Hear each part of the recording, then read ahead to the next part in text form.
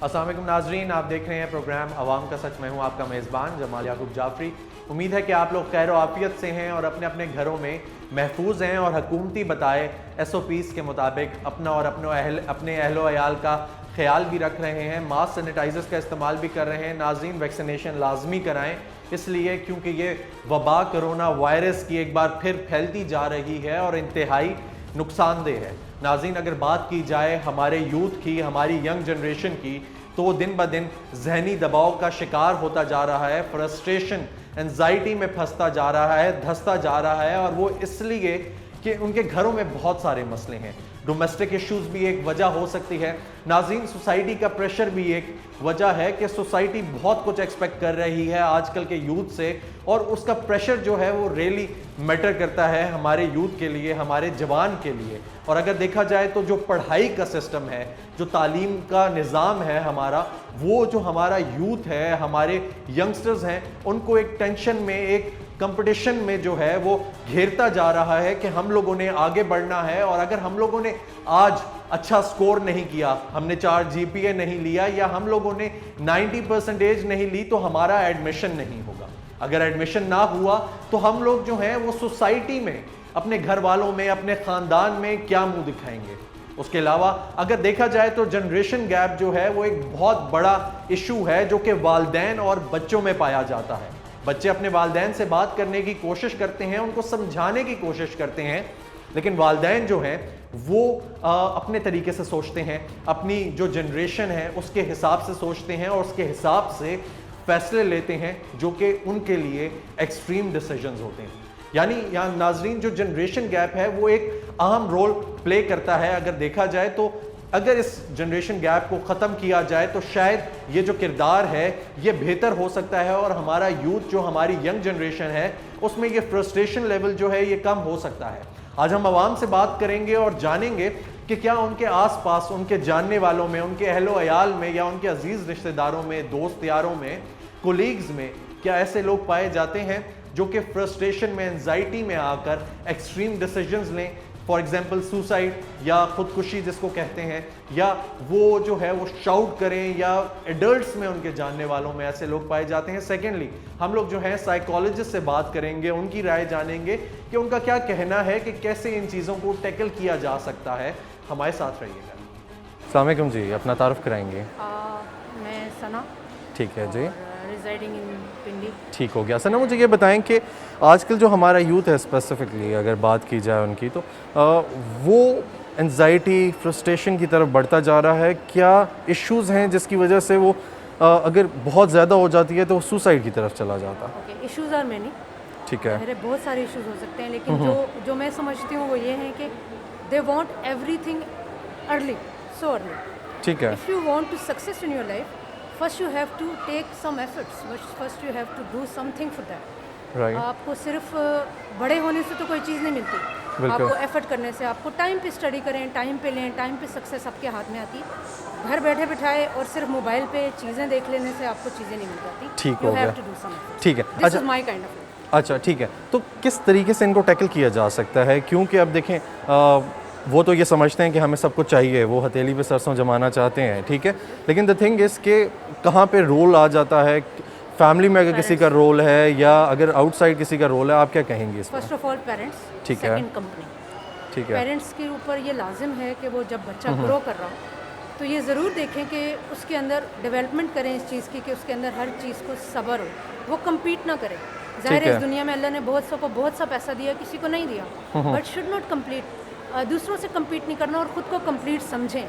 जितना अल्लाह ने दिया उस पर सब्र और शुक्र करें। ठीक है। पेरेंट्स का काम है, ये किरदार है उनको सिखाना। बिल्कुल सिखाना है कि बेटा हमारा ये है, आपने गुजारा करना है, and if you want to do something better than this, go and do your efforts. ठीक हो गया। यानी फैमिली का जो रोल है वो बहुत इंपॉर्टेंट है। और सेकेंडली फिर वो कंपनी जहाँ वो उठते हैं, बैठते हैं। ठीक है। ठीक है जी, आप तारुफ कराएंगे अपना? मैं कैप्टन शाहिदा। अच्छा जी, कैप्टन शाहिदा। अच्छा, मुझे ये बताएं कि आपने, क्योंकि आपका एक प्रोफेशन से ताल्लुक़ है, ठीक है, आप आई सब कुछ, कभी आपको ये फीलिंग आई कि जो लोग जिनका ताल्लुक़ हो जाता है फॉर फोर्सेस, अगर फोर्सेस से है या नहीं है, they are strong internally? Why? Exactly. देखिए, एक सबसे बड़ी बात है कि आपको जब आप प्रैक्टिकल लाइफ में आते हैं। ठीक है। प्रैक्टिकल लाइफ में इट डिपेंड्स ऑन है कि आप किस इदारे के साथ काम कर रहे हैं, वो इदारा आपको सबसे ज़्यादा कॉन्फिडेंस देता है। दूसरा, उस इदारे का टूवर्ड्स द वर्ल्ड इम्पैक्ट क्या है। अब ठीक जैसे है। आर्मी का एक इम्पैक्ट बहुत अच्छा है हमारी ठीक कंट्री है। के अंदर, यूजुअली नेगेटिविटी है बहुत ज़्यादा, सर्वाइव कर रही है, बट यूजुअली पॉजिटिव इम्पैक्ट है।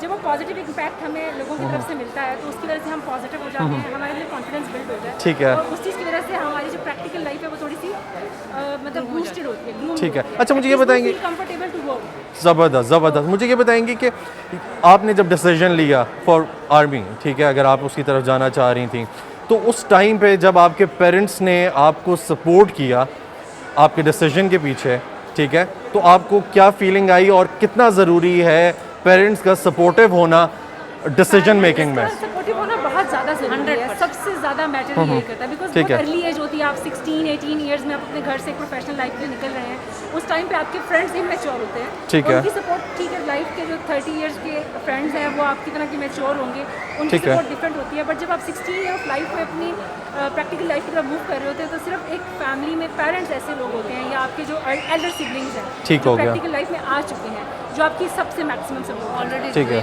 थैंक यू सो मच जी, सो नाइस ऑफ यू। मुझे ये बताएं कि आप जब किसी इंजीनियरिंग यूनिवर्सिटी में होंगे, आपने सिविल इंजीनियरिंग की, ठीक है, तो आपके आसपास जो आपके स्टूडेंट्स थे, जो फेलोज थे, उनमें आपको कभी एंजाइटी फील हुई, फ्रस्ट्रेशन फील हुई कि यार ये फ्रस्ट्रेटेड हैं, ये किसी जहनी दबाव का शिकार है, कभी ऐसा हुआ? अच्छा, when I was in university, मैंने most of the students were they were in depression, anxiety, मतलब मे बी उस वजह से हो कि उनका डोमेस्टिक इशू भी हो सकता है, लेकिन ज़्यादा मैंने देखा कि जॉब की वजह से, जॉबलेस होने की वजह से, उनको पता था इतने इंजीनियर्स आपने देखे 2 लाख इंजीनियर हैं पाकिस्तान में, टोटल नंबर ऑफ़ इंजीनियर्स, तो वो उनको अब जॉब्स नहीं है, तो वो घर बैठ के आपको पता है एक बंदा कुछ करे ना तो डेफिनेटली वो उसने एंजाइटी में वो चला जाएगा। स्टूडेंट्स में जो ये सुसाइड का रुझान है ये क्यों बढ़ता जा रहा है, आपको क्या लगता है?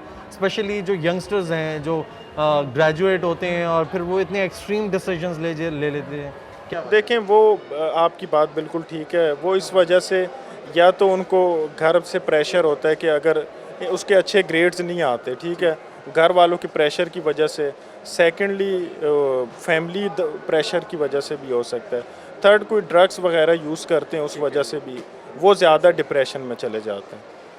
तो आपको ये लगता है कि ये सारे इश्यूज जो हैं वो मिला के? बिल्कुल, ये इसी इश्यूज़ की वजह से उनको मतलब एट द एंड वो जिस तरह आपने देखा होगा वो एक इंडियन एक्टर थे, उन्होंने भी इसी वजह से सुसाइड किया। अच्छा, ठीक है। नहीं, मैं यहाँ पे जो हमारा जो यूथ है, ठीक है, मैं अगर उसकी बात करूँ तो उसको कैसे ऑन ट्रैक लाया जा सकता है वापस से, और ये जो एंजाइटी फ्रस्ट्रेशन है ये ख़त्म की जाए, ठीक है, क्या किरदार होना चाहिए, आपको क्या लगता है? आपने कभी ये फेस किया है? मैंने भी किया है पहले, लेकिन अल्हम्दुलिल्लाह I am all good now. अच्छा, आपने भी किया है? यस, मतलब व्हेन आई वाज जॉबलेस, तो मतलब घर बैठ के थॉट्स आती रहती हैं ना बंदे के जहन में। सही है। मतलब जब यूजलेस बंदा जितना होगा, मतलब empty mind is the workshop of शैतान, तो मतलब जितना खाली दिमाग होगा तो वो उसका मतलब मायूस रहेगा, वो डिप्रेस रहेगा। ठीक है, और तो कितने अरसे आप बैठे कि आपने भी ये फीलिंग आना स्टार्ट हो गई कि तकरीबन 6 मंथ्स। सही हो गया, सही हो गया। नाज़रीन, जैसा कि आपने इनकी राय जानी कि ये भाई ख़ुद भी सिविल इंजीनियर हैं, लेकिन इन्होंने भी एक ऐसा फेज़ अपनी लाइफ में गुजारा कि जिसमें उनको एंजाइटी डिप्रेशन हुआ। क्यों हुआ? क्योंकि he was jobless at that time. अगर देखा जाए तो टोटल 6 महीने का वो पीरियड था, वो अरसा था कि जिस टाइम पे फिर भी ये डिप्रेशन के शिकार हो गए, फ्रस्ट्रेशन होने लगी इनको। वो इस वजह से होने लगी कि क्योंकि जॉब एक फैक्टर है, हमारे ऊपर सोसाइटी का प्रेशर होता है, हमारे ऊपर और बहुत सारे घर वालों के प्रेशर्स होते हैं कि यार हाँ, उनसे कोई तवक्कुआत होती हैं कि आपने ये करना है। इसीलिए जो हमारे स्टूडेंट्स हैं, हमारे बच्चे हैं, वो एक्सट्रीम डिसीजंस लेने की तरफ जाते हैं, उनके बारे में सोचते हैं। नाज़रीन, इसके साथ वक्त हुआ एक ब्रेक का, हमारे साथ रहिएगा। वेलकम बैक नाज़रीन। अवाम से बातचीत का सिलसिला जारी है कि क्यों हमारे जो यंगस्टर्स हैं, हमारा यूथ है, उसमें एंजाइटी फ्रस्ट्रेशन जो है वो दिन ब दिन बढ़ती जा रही है, और उसे कैसे टैकल किया जा सकता है। क्या उनके आसपास कोई ऐसे लोग मौजूद हैं उनके अहलो याल में से या उनके अजीज़ रिश्तेदारों में से या दोस्त अहबाब में से कि जिनके साथ ऐसा कुछ गुजरा हो? मज़ीद बात करेंगे, हमारे साथ रहिएगा। अस्सलाम वालेकुम जी, अपना तारुफ कराएंगे। वालेकुम सलाम, मेरा नाम एजाज़ नकवी है और मैं इस्लामाबाद में ही रहता हूँ अच्छा फिलहाल। एजाज भाई, मुझे ये बताएंगे कि आपको क्या लगता है कि जो हमारी यंग जनरेशन है, स्पेशली इसमें जो एनजाइटी फ्रस्ट्रेशन है, ये दिन ब दिन बढ़ती जा रही है और वो एक्सट्रीम डिसीजन लेने की तरफ जा रहे हैं, तो क्या वजह है, क्यों इस तरफ रुझान बढ़ता जा रहा है?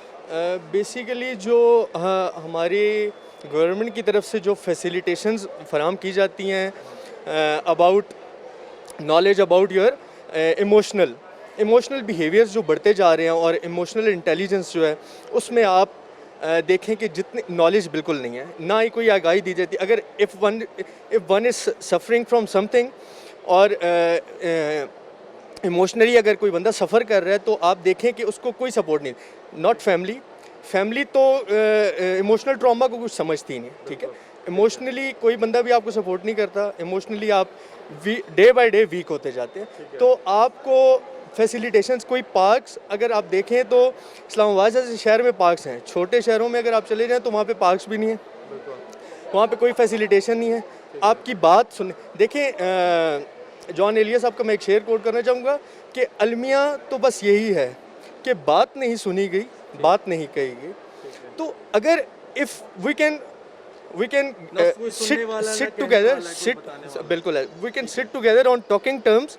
आप मुझे अपना मसला बताएंगे, लेकिन यहाँ पे exactly discussion is the main key. ठीक है, आपको ये लगता है कि गैप है जनरेशन में, वालदैन में, बच्चों में, और कुछ समझने वाला नहीं है, फैमिली के बीच में गैप्स नहीं होने चाहिए। तो मुझे ये बताएं कि आपने कभी लाइफ में ऐसा कोई फेज़ जो है वो गुजारा?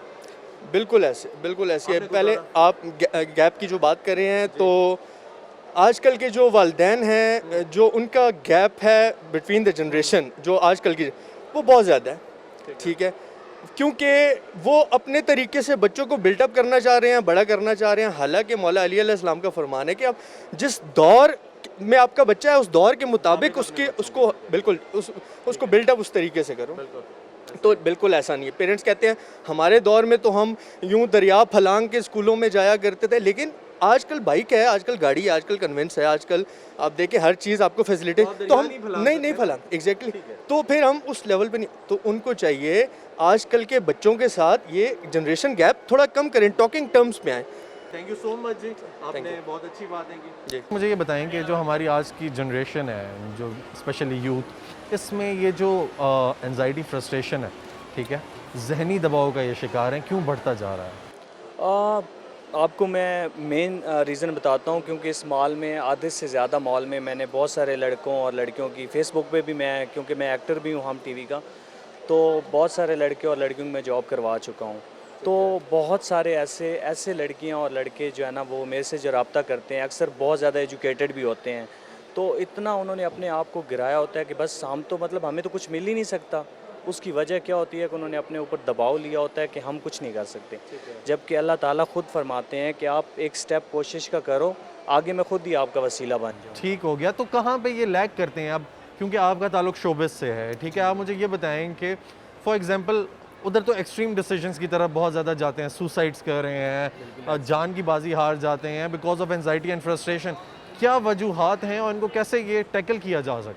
देखें, जो सुसाइड की तरफ जाते हैं, कुछ ऐसी वजूहात भी होती हैं जो मतलब लड़कियों के साथ एक रिलेशनशिप होता है तो उससे डिसहार्ट होके वो भी स्टेप लेते हैं। और सेकेंडली बात आ जाती है इस पर कि जैसे घर की तरफ से कोई इशू है उनको, तो अक्सर मेरे एक दो दोस्त हैं जिनकी डेथ हुई, ठीक है, घर वाले कहते थे कि आप जो है ना वो जॉब पे जाओ, तो मैं नहीं जाता, मैं घर में ही रहूँगा। यस, उसने खुद पिस्टल निकाला घर से और अपने आप को शूट कर दिया। तो ऐसे भी वाक़यात तो बहुत सारे हैं, लेकिन इनको रोकने के लिए सबसे पहले मैं कहूँगा कि एक तो माँ बाप को बहुत ज़रूरी है कि वो अपने जो भी उनके, चाहे वो भतीजा है, चाहे बेटे की सूरत में, चाहे बेटी की सूरत, उसको ज़रूर तरबियत दें कि ये ज़िंदगी है और इसमें आपको हर तरह का फेस जो है ना वो करना पड़ेगा। जब तक आप स्टेप बाय स्टेप ज़िंदगी मुश्किल है, लेकिन जो इंसान गुजारना चाहता है वो कहता है कि बस मैंने इस सिचुएशन से गुजरना है और आगे देखना है कि ज़िंदगी हमें क्या सिखाती है। तो माँ बाप की तरबियत बहुत मैटर करती है कि वो अपने जो है ना बच्चों को बताए और सिखाए, उन गैप्स को फिल करे। और जो भी मैं ख़ास तौर पे यूथ को पैगाम देना चाहता हूँ, देखें जिसके घर में भी बहनें हैं वो ज़रूर सोचा करे किसी के साथ रिलेशनशिप करते हुए कि मेरी भी बहनें हैं, उनके साथ भी ज़्यादती हो सकती है। अगर आपने किसी के साथ रिलेशन रखना है तो दैन आप उसके घर जो है ना वो रिश्ता भेज दें, सिंपल सी बात है। अगर आप नहीं रखना चाहते तो उसको जलील ना करें। और किस तरह इतनी लड़कियां हैं जो बहुत ज़्यादा डिसहार्ट होकर गलत कामों की तरफ निकल जाती हैं, तो इस तरह बहुत सारी चीज़ें जो है ना एक्सट्रीम डिसीजंस की तरफ लोग चले जाते हैं और सोसाइटी में ये बहुत सारे, आपका कहने का मकसद है कि बहुत ज़्यादा ये इश्यूज़ हैं। ठीक हो गया जी, चलें, थैंक यू सो मच जी, थैंक यू। वेलकम बैक नाजरीन, हमारे साथ मौजूद हैं साइकोलॉजिस्ट वजिया ज़फ़र साहिबा। इनसे बात करेंगे कि क्या वजह है कि हमारा जो यूथ है, हमारी जो यंग जनरेशन है, वो एंजाइटी फ्रस्ट्रेशन में फंसती जा रही है, धंसती जा रही है और उसका कोई हल नहीं दिखाई देता। दिन ब दिन ये केसेस बढ़ते जा रहे हैं, स्पेशली जो यूनिवर्सिटी गोइंग स्टूडेंट्स हैं उनमें। क्या अनएम्प्लॉयमेंट एक रीज़न है?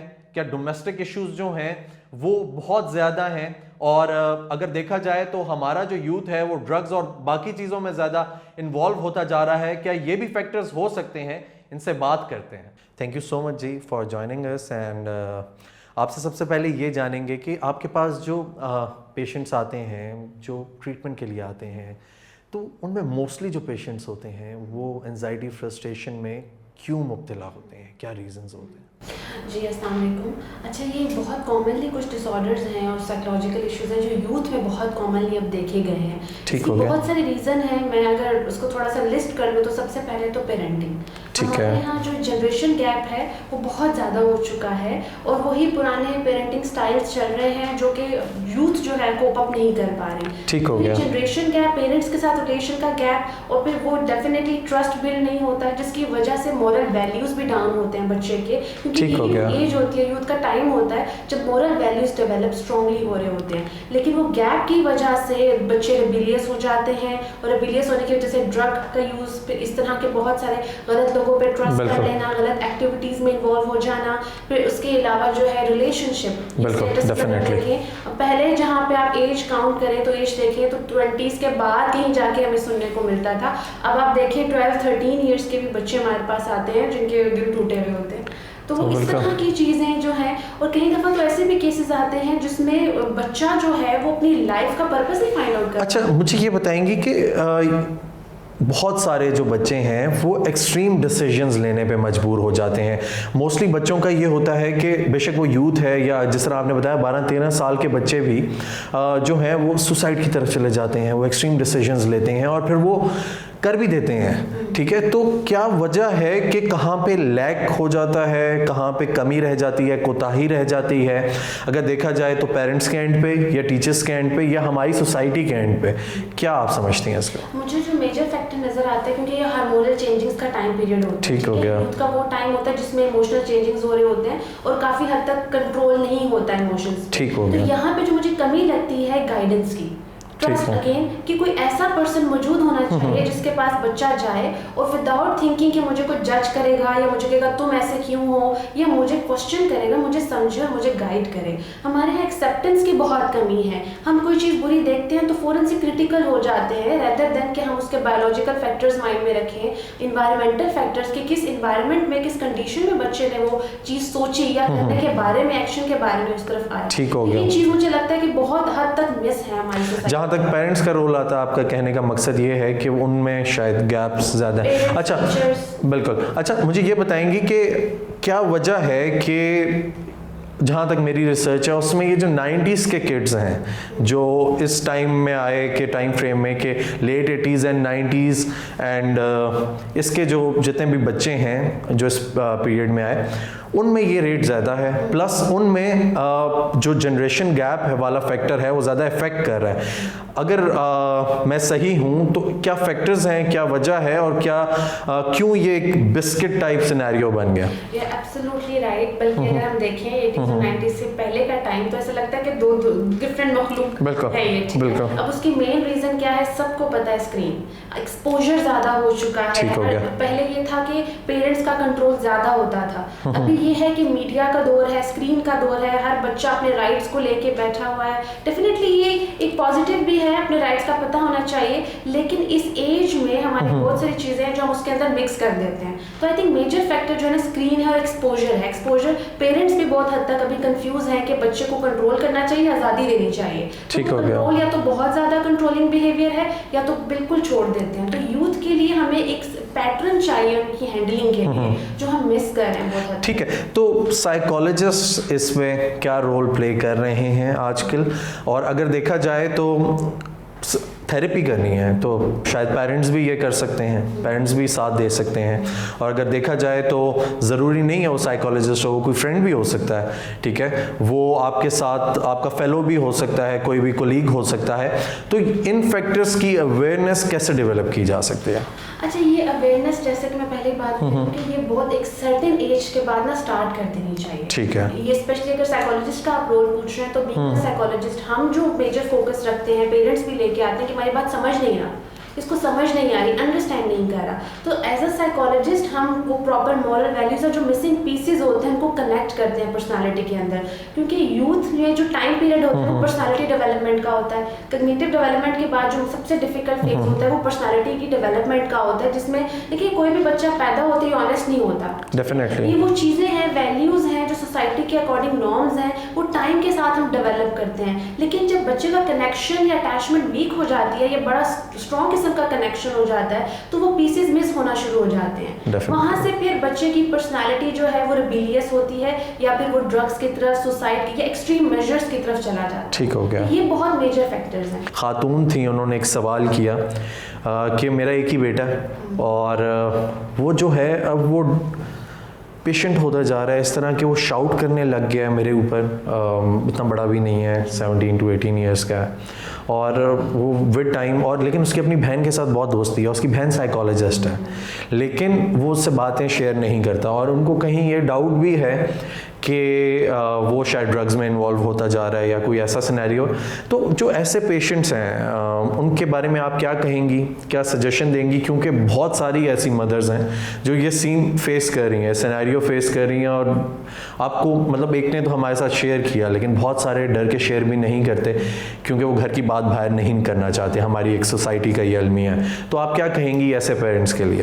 अच्छा, एक चीज़ मैं उसके बाद आपको आंसर दूंगी। ड्रग जो है आजकल फैशन भी बन चुका है। ठीक हो गया। पहले तो ड्रग इसलिए लेते थे कि नींद नहीं आ रही या डिप्रेशन है, बिल्कुल है। अब एज अ फैशन भी कितने स्कूल गोइंग किड्स जो इसको ले रहे हैं, ठीक है।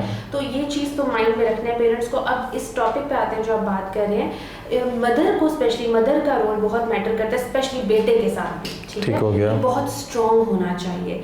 वो जितना ज़्यादा स्ट्रॉन्ग होगा उतना ही ज़्यादा मदर के लिए बच्चे को हैंडल करना इजी होगा। वो जितनी दूरी होगी उतना ही, हमारे यहाँ क्या होता है कि हम जैसे सुनते हैं बच्चा ड्रग ले रहा है हम पीटना शुरू कर देते हैं अपने आप को, ठीक है, हम शोर मचाना शुरू कर देते हैं और हम बच्चे को इस तरह की बातें, ये तरबियत दी है या मेरे ख़ानदान में इस तरह की बातें हम करके मज़ीद फ्रस्ट्रेट करते हैं। ये बड़ी जनरल से स्टेटमेंट्स बोल रही हूँ। मदर के लिए बहुत ज़रूरी है कि वो उस बच्चे के और करीब हो। हमारे यहाँ जब इस तरह की बातें सुनते हैं तो माएँ और दूर हो जाती है, बात करना बंद कर देती हैं, नाराज हो जाती हैं या बच्चे को इमोशनल ब्लैकमेल भी कर देती हैं। उस कंडीशन के अंदर बच्चा और दूर हो जाता है या वो माँ से छुपाना शुरू कर देता है।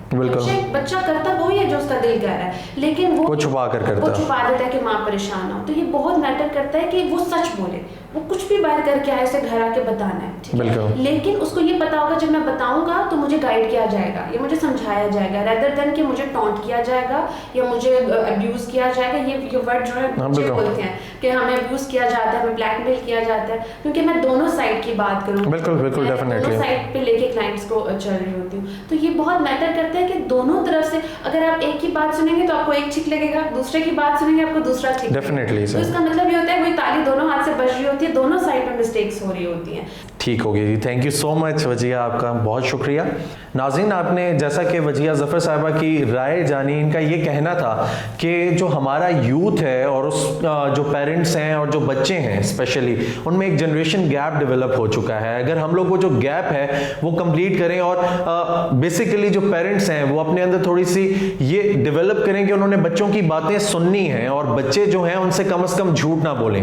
अगर वो एक सख्ती का माहौल रखेंगे और उनको ये लगे लगेगा कि वो घर आएंगे तो या उन्हें डांटा जाएगा या उन्हें मारा जाएगा इन सिंपल वर्ड्स, और वो डर के मारे कभी भी उनसे कोई भी बात शेयर नहीं करेंगे। एटलीस्ट अपने बच्चों के साथ इतना ईजी बिहेवियर रखें ताकि वो एक्सट्रीम मेजर्स पे ना जाएं, एक्सट्रीम डिसीजंस ना लें, क्योंकि अगर वो अभी दबा भी लेते हैं और वो एक्सट्रीम डिसीजंस नहीं लेते तो जब वो एक एडल्ट में डेवलप होते हैं तो वो फिर सोसाइटी फेस करती है। वो अगर आप रोड्स पे ट्रेवल करेंगे आपको लोगों के बिहेवियर्स में देखने को मिलेगा, ड्राइविंग में देखने को मिलेगा, आपकी पब्लिक डीलिंग में देखने को मिलेगा। हर चीज जो है वो वाइंड अप करके इस चीज पे आती है कि जो तरबियत है वो एक बहुत बड़ा फैक्टर है। तरबियत का फुकदान है हमारी सोसाइटी में और जनरेशन गैप जो है वो इस फुकदान को बढ़ाता जा रहा है। कोशिश ये करनी चाहिए कि पेरेंट्स हों, टीचर्स हों या कोलीग्स हों, फ्रेंड्स हों, जो भी हैं, अपने आसपास वाले, अपने अजीज़ो अकारिब का ख्याल रखें। और ख्याल इसलिए भी ज़रूरी है कि वो सब आपके अजीज़ हैं, सब आपके साथ पले बढ़े, आपके साथ खेले कूदे, और अगर वो मेंटली जो हैं अपसेट हैं तो उनकी हेल्प करना हमारा फ़र्ज़ बनता है। इसी के साथ अपने मेज़बान जमाल याकूब जाफरी को इजाज़त दीजिए, इंशाअल्लाह फिर मुलाकात होगी। तब तक के लिए अल्लाह हाफ़िज़।